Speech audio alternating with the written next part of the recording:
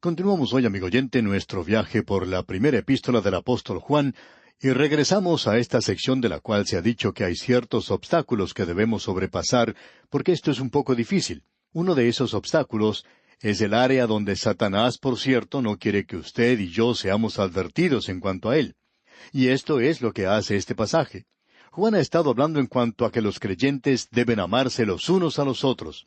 Y también dice de otros, salieron de nosotros, pero no eran de nosotros. Porque si hubiesen sido de nosotros, habrían permanecido con nosotros.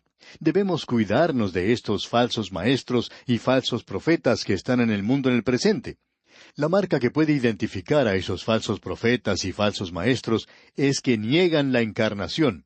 Y cuando alguien niega la encarnación, la deidad de Cristo, entonces está negando su obra en la cruz, porque todo esto descansa sobre quién es Él. Tratan de denigrarle lisonjeándole. Hay un viejo dicho que dice, le blasfeman con una débil alabanza, y le alaban con una débil blasfemia. Así es como el Señor Jesucristo está siendo tratado hoy en muchas partes. Pero, amigo oyente, Él es quien dice ser, tan Dios como el mismo Dios. Juan está diciendo a los hijos de Dios que ellos no deben ser engañados. Nuevamente surge la pregunta, ¿cómo puede uno saberlo? Bueno, la forma objetiva de saberlo es que ellos niegan la encarnación. También tenemos la evidencia subjetiva. ¿Y cuál es? Bueno, leamos el versículo 4 de este capítulo 4 de la primera epístola del apóstol Juan. Dice, Hijitos, vosotros sois de Dios, y los habéis vencido, porque mayor es el que está en vosotros que el que está en el mundo. No hay ninguna razón para que usted sea engañado por esta enseñanza satánica de negar la deidad de Cristo.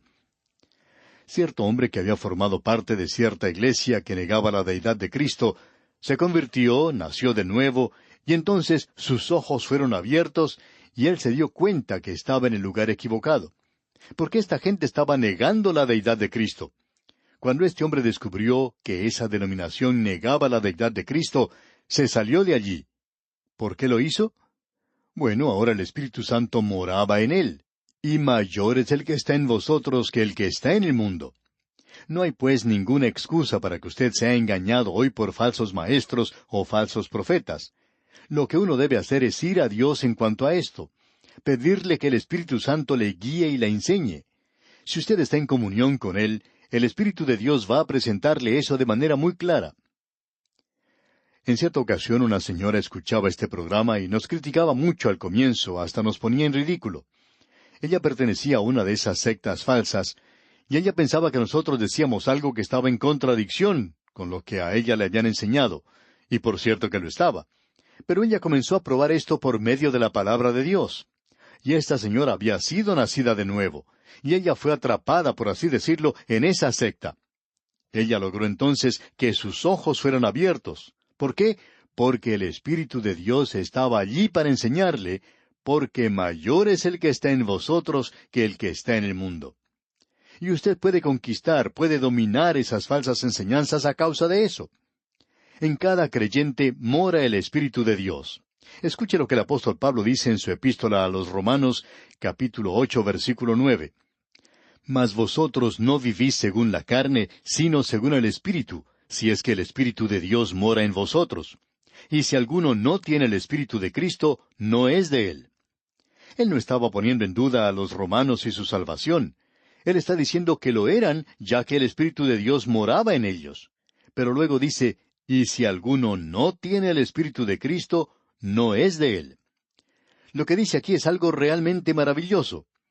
En el capítulo 5, versículo 5 de esa epístola a los Romanos, él había dicho que este era uno de los resultados de ser justificados por la fe. Él dice allí, porque el amor de Dios ha sido derramado en vuestros corazones por el Espíritu Santo que nos fue dado. De esto vamos a hablar dentro de unos instantes. El amor de Dios por nosotros ha sido derramado en nuestros corazones. El Espíritu Santo ha sido dado a los creyentes. Ahora, ese no es el único lugar donde se menciona.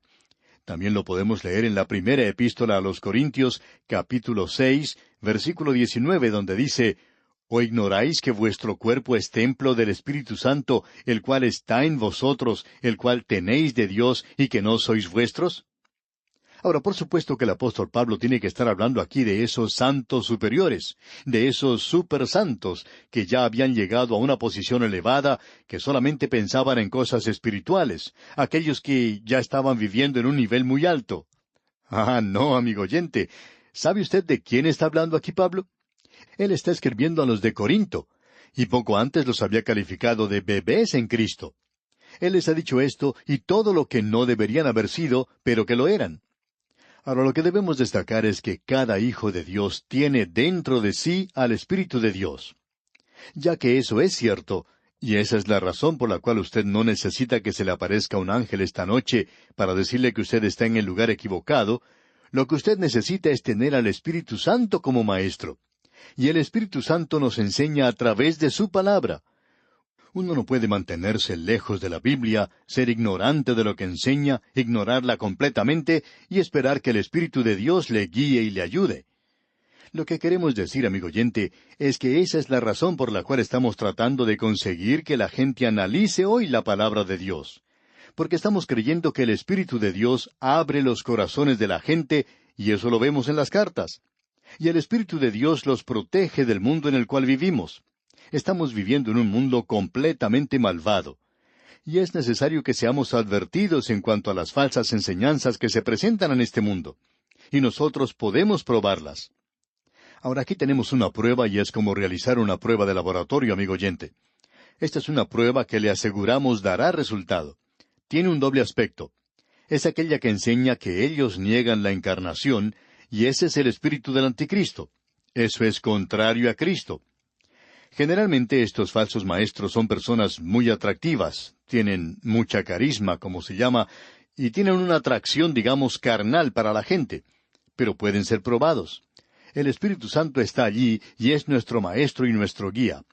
Y el apóstol Juan nos habla de una manera muy directa aquí, y nos dice en el versículo 5 de este capítulo 4 de su primera epístola, ellos son del mundo, por eso hablan del mundo, y el mundo los oye.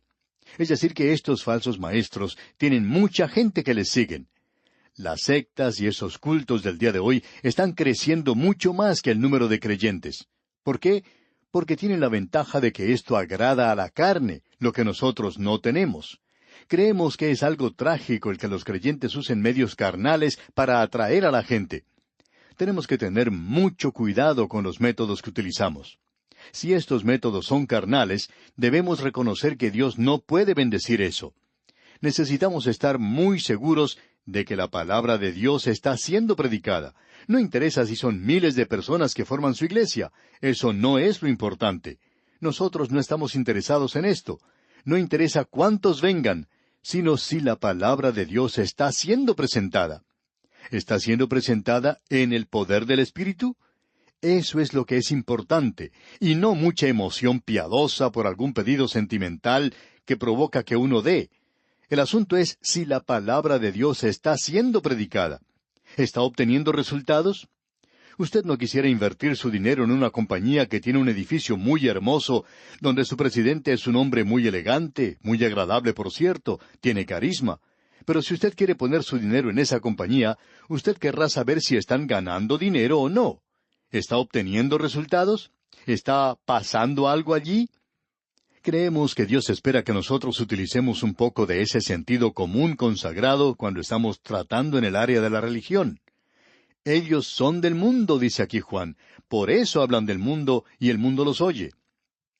Antes, cuando estábamos usando a Caín y a Abel como ilustración, es decir, cuando Juan los estaba usando como ilustración, lo que él quería enseñar era que Caín no era un hijo de Dios. Él no quiso decir que éste no era religioso, porque, bueno, él presentó un sacrificio, una ofrenda. Y pensamos que su ofrenda era mucho más hermosa que la de Abel. La ofrenda de Caín era algo realmente hermoso, tenía los frutos del campo. Pero el sacrificio de Abel era algo sangriento, y esto era algo repugnante para algunas personas. Pero ese fue el sacrificio que Dios aceptó, porque reconoció el pecado del hombre y la necesidad de un Salvador. Y Caín no reconoció eso para nada, porque la carne depende de sí mismo, no depende de Dios. Y usted debe notar, amigo oyente, que Juan está presentando esto de una manera muy clara para nosotros, que lo importante es que Cristo Jesús es quien dijo ser. Eso es lo que nosotros debemos notar con toda claridad si la enseñanza es cierta o no lo es. Ahora, en el versículo 6 de este capítulo 4 de esta primera epístola, Juan dice, nosotros somos de Dios. El que conoce a Dios nos oye. El que no es de Dios no nos oye. En esto conocemos el espíritu de verdad y el espíritu de error. En nuestro ministerio uno aprende a utilizar la Biblia como un medidor Geiger. Uno de estos aparatos indica si hay uranio o no lo hay en las rocas o en el suelo. Así es que uno puede utilizar la Biblia como un medidor Geiger en la congregación. Y amigo oyente, los niños siempre responden a esto. Uno puede tener mucha confianza en esto, y esa es la confianza que tenemos en este ministerio radial, que el pueblo de Dios va a escuchar. Y sabe una cosa, amigo oyente, no esperamos que la otra clase de gente escuche. Si ellos no quieren escuchar, todo lo que tienen que hacer es apagar la radio. Nosotros nunca les pedimos nada, sino que es el pueblo de Dios el que apoya esta obra. Después de todo, debemos recordar que el arca fue llevada en los hombros de los sacerdotes. El arca nos habla de Cristo, y si nosotros queremos llevarle a Él al mundo, tenemos que llevarlo sobre nuestros hombros. Juan estaba seguro de quién era el Señor Jesucristo. Juan podía decir esto, y aquel Verbo fue hecho carne y habitó entre nosotros, y vimos su gloria, gloria como del unigénito del Padre, lleno de gracia y de verdad. Y luego Él nos presenta el propósito de su Evangelio. Allá en el capítulo 20 del Evangelio según San Juan, versículos 30 y 31, Juan dice, hizo además muchas otras señales en presencia de sus discípulos, las cuales no están escritas en este libro. Pero éstas se han escrito para que creáis que Jesús es el Cristo, el Hijo de Dios, y para que creyendo tengáis vida en su nombre. Juan tenía una evidencia que no daba lugar a dudas, que era indestructible, de que Jesús era quien decía ser. Juan sabía eso, y eso es algo de lo cual nosotros necesitamos estar seguros en este día. Ahora, al llegar al versículo 7 de este capítulo 4 que estamos estudiando, llegamos otra vez al tema de esta sección. Dios es amor, y sus hijos deben amarse los unos a los otros. Leamos este versículo 7 del capítulo 4 de la primera epístola del apóstol Juan. Amados, amémonos unos a otros, porque el amor es de Dios. Todo aquel que ama es nacido de Dios y conoce a Dios. Esta es una sección realmente maravillosa, amigo oyente. Amados, amémonos unos a otros. ¿Por qué? Porque el amor es de Dios. Ahora debemos tener cuidado de notar lo que estamos hablando aquí. Luego de haber recibido la advertencia en cuanto a los falsos maestros, que no tienen que ser amados, tenemos que decir eso claramente, y nosotros nunca oramos por ellos. No queremos presentar algo que suene a piadoso aquí y decir, bueno, vamos a orar por ellos. No lo estamos haciendo, amigo oyente. Ellos son hijos del diablo. No estamos orando por ellos. Estamos orando por el pueblo de Dios. Estamos orando por el pecador perdido que va a acudir a Cristo. Si nosotros podemos presentarle la palabra a Él, entonces Él regresará a Cristo. Así es que, habiendo dado una advertencia en contra de estos falsos maestros que no deben ser amados, repetimos, Él regresa a este tema en esta sección, que los creyentes deben amarse los unos a los otros. Y debemos tener cuidado de notar lo que Él está hablando aquí cuando dice amor. Ya hemos tratado con esto anteriormente, que la palabra amor aquí no es eros. No se está hablando aquí del sexo. El amor al cual se está refiriendo Juan aquí es el amor que se conoce como ágape. No es algo sentimental, no es algo sexual, no es un amor social. Es un amor sobrenatural. Es lo que el Espíritu Santo puede poner en nuestros corazones. Solo el Espíritu de Dios puede hacer eso real y verdadero para nosotros. El amor de Dios. Y solo el Espíritu de Dios puede darnos la habilidad de poder extender ese amor a los demás. La norma aquí, Él nos presenta claramente, es el amor de Dios.